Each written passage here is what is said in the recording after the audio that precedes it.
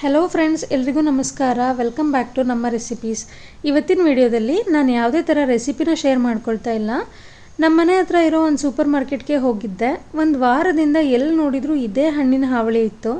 ಇದು ಏನು ಹಣ್ಣು ಅಂತ ನನಗೂ ಗೊತ್ತಿರಲಿಲ್ಲ. ಹಾಗಾಗಿ ಒಂದು ಕ್ಯೂರಿಯಾಸಿಟಿ ಬಂತು. ಇದ್ರ ಪ್ರೈಸ್ ಬಂದುಬಿಟ್ಟು 1 kgಗೆ $5 ಇತ್ತು ಸಿಂಗಾಪುರ್ ಡಾಲರ್ಸಲ್ಲಿ. ಇದನ್ನು ಇಂಡಿಯನ್ ರುಪೀಸ್ಗೆ ಕನ್ವರ್ಟ್ ಮಾಡಿದ್ರೆ $335 ಹತ್ತತ್ರ ಇದೆ. ನಾನು ಕೂಡ ಪರ್ಚೇಸ್ ಮಾಡ್ಕೊಂಡು ಬಂದೆ. ಇದನ್ನು ಹೇಗೆ ತಿನ್ನಬೇಕು, ಇದರ ರುಚಿ ಹೇಗಿರುತ್ತೆ, ಇದರ ಹೆಲ್ತ್ ಬೆನಿಫಿಟ್ಸ್ ಏನು, ನನಗೇನು ಕೂಡ ಐಡಿಯಾ ಇರಲಿಲ್ಲ. ಹಾಗಾಗಿ ಮನೆಗೆ ಬಂದುಬಿಟ್ಟು ಸ್ಟಡಿ ಮಾಡಿದ್ಮೇಲೆ ಗೊತ್ತಾಯಿತು ಈ ಹಣ್ಣನ್ನು ಹೇಗೆ ತಿನ್ನಬೇಕು, ಹಾಗೆ ಇದರಲ್ಲಿ ಹೇರಳವಾದ ಹೆಲ್ತ್ ಬೆನಿಫಿಟ್ಸ್ ಇದೆ ಅಂತ. ಹಾಗಾಗಿ ನಿಮ್ಮೊಟ್ಟಿಗೂ ಕೂಡ ಶೇರ್ ಮಾಡ್ಕೊಳ್ಳೋಣ ಅಂತ ವಿಡಿಯೋ ಮಾಡಿದ್ದೀನಿ. ಈ ಹಣ್ಣಿನ ಹೆಸರು ಮ್ಯಾಂಗೋಸ್ಟೀನ್ ಅಂತ. ಹೇಗೆ ಕಟ್ ಮಾಡೋದು ಅಂತ ನೋಡೋಣ. ಹೊರಗಡೆ ಶೆಲ್ ಭಾಗನ ಚಾಕುವಿನ ಸಹಾಯದಿಂದ ಸ್ವಲ್ಪ ಕಟ್ ಮಾಡಿ ಪ್ರೆಸ್ ಮಾಡಿಬಿಟ್ಟು ಈ ಥರ ಓಪನ್ ಮಾಡಿಕೊಂಡ್ರೆ ಒಳಗಡೆ ಬೆಳ್ಳುಳ್ಳಿ ಥರ ಕಾಣಿಸ್ತಾ ಇದೆಯಲ್ವಾ, ಅದೇ ಫ್ರೂಟ್ ಭಾಗ.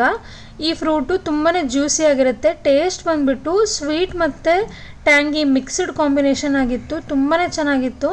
ನಾನು ಮೊದಲಿಗೆ ಇದನ್ನು ತೊಗೊಂಬಂದಾಗ ಹೇಗಿರುತ್ತೋ ಅಂತ ಡೌಟಿಂದನೇ ತೊಗೊಂಬಂದಿದ್ದೆ. ಬಟ್ ನನಗಂತೂ ತುಂಬಾ ಇಷ್ಟ ಆಯಿತು. ಇಷ್ಟಪಟ್ಟು ತಿಂದೆ.